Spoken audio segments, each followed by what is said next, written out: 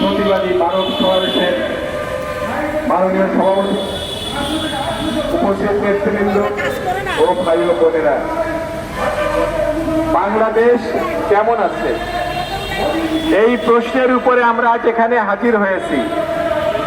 আপনি বাংলাদেশের দিকে তাকান, বাংলাদেশ কেমন আছে?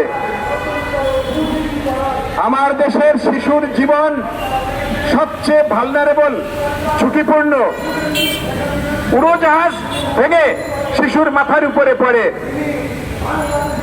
সময় মতো ভ্যাকসিন আমদানি না করার জন্য শত শত শিশু অকালে ঝরে যায়। যে শিশু তার মার কোলে মৃত্যুবরণ করে, সেই মা জানে সে মার কত কষ্ট, কত দুঃখ, সেই পরিবারের কত কষ্ট। যে শিশুকে ধর্ষণের পরে হত্যা করা হয়, সেই মা বাবা জানে যে তাদের বুকে কত কষ্ট। এই বাংলাদেশের মানুষের মুখে হাসি নাই। আমি ভালো আছি, আমার পেটে ভাত আছে, আমার পরনে কাপড় আছে। আমি বলবো আমি সুখে নাই, কারণ আমার প্রতিবেশী তো ভালো নাই। আমি সুখে নাই, আমার দেশের মানুষ ভালো নাই। আমি অশান্তিতে আছি, আমার দেশের মানুষ অশান্তিতে আছে। এই যে শিশুদের অব্যবস্থার জন্য, শিশুদের উপরে যে অত্যাচার, তার প্রতিবাদ করার জন্য আমরা এখানে দাঁড়িয়েছি। এটা আমার এই সমাজের একটা অংশ।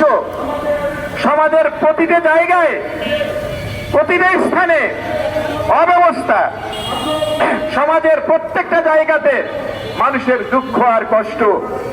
এজন্য আমরা বলি, যে সমাজ বাংলাদেশে আছে এটা একটা ঘুরে ধরা পচা গলা সমাজ ব্যবস্থা। এই সমাজে কোনো মানুষ সুখে থাকতে পারে না। মানুষের জীবনের কোনো নিশ্চয়তা নাই।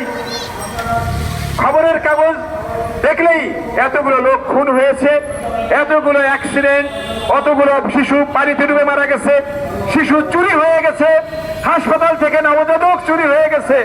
কোন দেশে আমরা আছি? এই দেশের এই অবস্থা কেন? এর জন্য দায়ী কে? আমি বলবো এই সমাজ ব্যবস্থা দায়ী। এই সমাজকে পাল্টাতে হবে। এই সমাজে অসংখ্য কুসংস্কার, এই সমাজে অসংখ্য ভুল ধারণা, মানুষের মিথ্যা বিশ্বাস।